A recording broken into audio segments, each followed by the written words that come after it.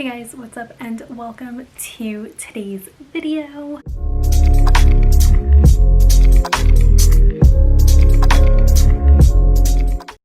Ignore the bright red lipstick, I was just in a mood today, so we decided to look cute and do the whole shebang. I've basically been doing a lot of reflecting these past few weeks, months, really, about, just sort of this startup and entrepreneur life.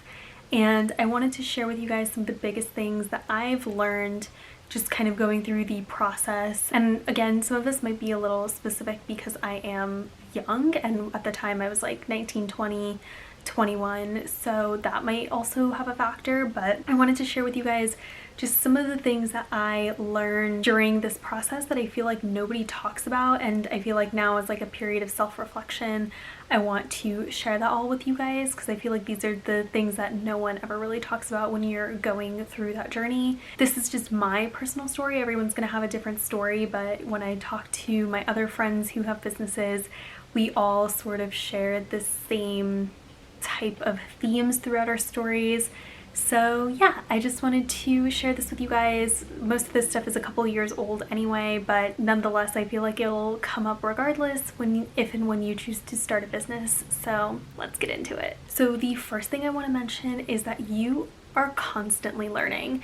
You need to be one of those people that is just always a sponge and wants to keep learning, keep getting better. You just can't be a know-it-all and think that you're a know-it-all. When I started, and I'm talking about running the nail polish business. When I started that, I was like, oh, I know so much about nail polish. I've been doing my nails for so long, and I was born into the era of social media, so I know how that works. You just post a picture and everything will be great. And I was so naive and thinking that the process, even though I grew up with social media, I grew up loving beauty and I was using it for so many years, there were so many things that I did not know until I started my business. And then I learned certain things, how to grow, how to scale, how to get it picked up by magazines and articles and things like that, how to make your brand stand out, how to do branding, how to grow your social media. Like, those were things I had no clue about.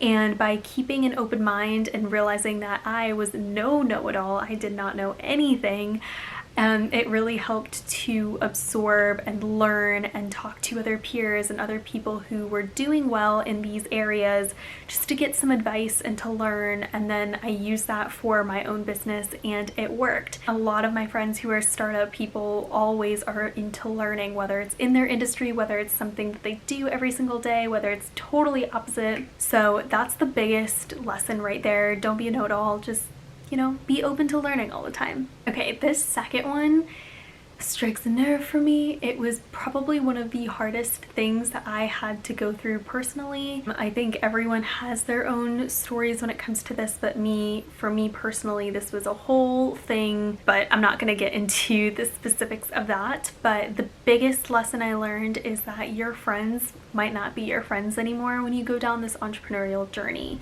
What I mean by that is when you start a business, I remember I was like, oh, well, all my friends are gonna support me, they'll share, they'll do all these things. And what ended up happening was a lot of people were not supportive. People who I thought would be there for me, the people who I thought would be my #1 support system, were not. They were not people who wanted to help, wanted to support.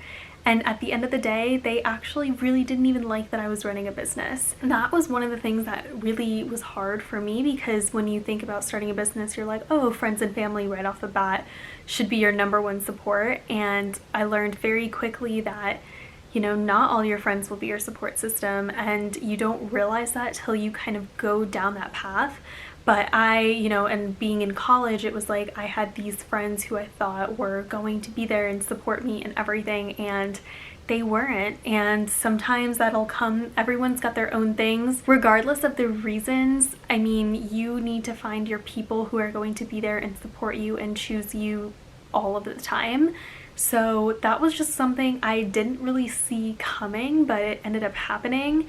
And I just want to warn people about that. And that wasn't just me. One of my best friends went through this same thing with really one of her best friends too. and it just ends up creating this like rockiness. Nothing that you've done, it just has to do with, you know, starting this new chapter in your life. And I don't know, I feel like no one ever talks about that or mentions that, but that was definitely one of the biggest things that came up, and I was like, whoa.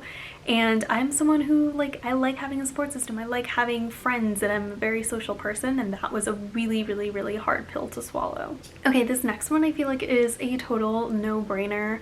But obviously time and patience is the biggest thing. Nothing happens immediately. I've mentioned this in videos before, but I mean, I feel like now in the day and age of social media, it's like you feel like you're watching someone and then all of a sudden they, you know, get really, really famous, or all of a sudden this company just shows up out of nowhere and is doing incredibly well.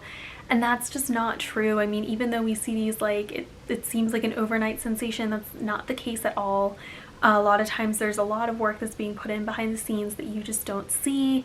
And I think it also just, you know, we live in a time where instant gratification is such a thing, and I feel like it's so easy to get easily frustrated when you're doing all the right things and you're not getting results immediately. That's frustrating in general, but definitely being young and living in an instant gratification life, that's definitely a really hard pill to swallow.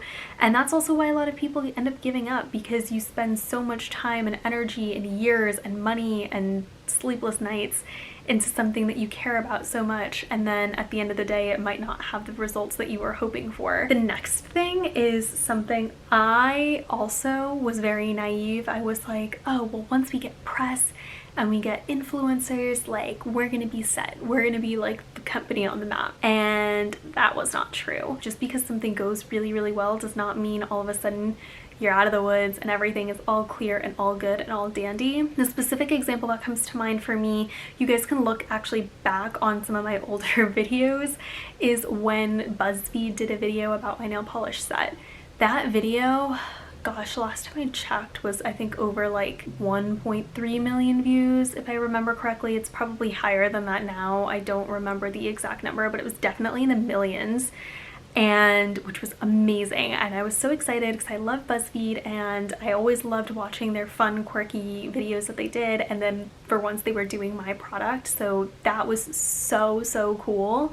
And I was like, yo, we got into BuzzFeed, like, my business is going to be making millions of dollars. I'm going to have such a successful business. We're on BuzzFeed, it's lit. And then Insider Beauty picked us up, and I was like, yes, this is exactly how it goes. I think I made a video after this, but even though we got BuzzFeed and Insider, that was like a great press month. I think it was like May or June or something, where all of these were happening at one time. And it definitely did reflect in sales. Like, we definitely did start getting way more orders than we ever had before, but it wasn't, you know, insane. And then the other thing is, if we needed to keep up with the press outreach. I was just kind of like, oh, BuzzFeed featured us, now everyone's gonna reach out and create this whole snowball effect, which it sort of did, because then Insider reached out, but after Insider no one else really reached out. So what would have been smart is to continue doing the press route. Just because you get one successful video does not mean all of a sudden everyone thinks you're God and wants to feature your stuff. So that was the biggest thing. I was like, oh, we're in BuzzFeed, so like NBD, like, we're fine, we don't need to do anything else. And that's so not true. So celebrate the little wins, but that doesn't mean suddenly stop putting in the work. And finally, this is something that I think every founder needs to understand. There's a big difference between constructive criticism and people who are just criticizing you or your product. And I think there's a healthy balance between the two, because one of them is just people who are just trying to be a jerk to you and whatever you stand for in your business, and other people whose opinions are extremely valid. So for example, when I was starting my nail polish business, like, there would just be comments on, you know, videos and stuff where it was like, why is this important? No one needs this, blah blah blah. I like, on our social media, I would hear people tell this to me, where they would be like, I don't understand why this is like important, why you need to have this business. And it's like, to a certain extent, you know, you're like, okay, cool, but you know, it's not really going to change much.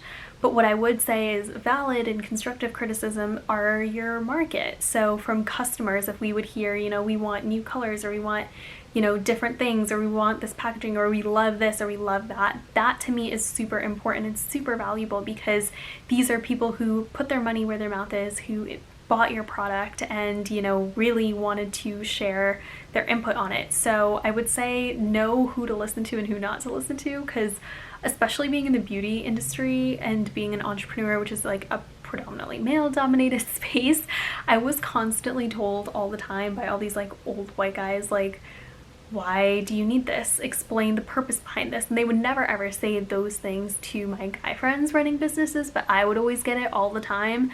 And they were always like, you know, I don't really think you should do this. I think you should do this. Oh, the packaging isn't clear. Maybe you should change this around. Maybe you should do that. And I was like, I literally don't care. Like, you're not my demographic. And the irony behind that was then I would give my sets to them for their daughters as gifts, and they ended up loving them. So I think know who to listen to and who brings valid, valuable criticism is extremely important, and that can make a much better brand and a much better company for you. These were just some of the things that I have been recently reflecting on and moving forward with True Tone. It's like those are all the things running in the back of my mind, because I learned all of those when I was running Rung, and yeah, it's process and there's so much involved, and there's like it's crazy. There's so much that people don't realize and that people don't even get into. Everyone these days wants to be a founder, but they don't know what actually goes into it. I hope you guys found that helpful and somewhat interesting, and yeah, those were some of the hardest lessons that I've had to learn, and I'm constantly learning more. Those were just 5 that I picked off the top of my brain, but I'm sure if I think a little longer or harder, there will definitely be more. So let me know if you guys want a part 2, or if you guys have any other questions about about being a founder or being an entrepreneur, or that entire process. Just drop them down below. I'm happy to answer them. If you guys enjoyed this video, please make sure you give it a thumbs up, subscribe if you aren't already, and I will see you guys next time. Bye.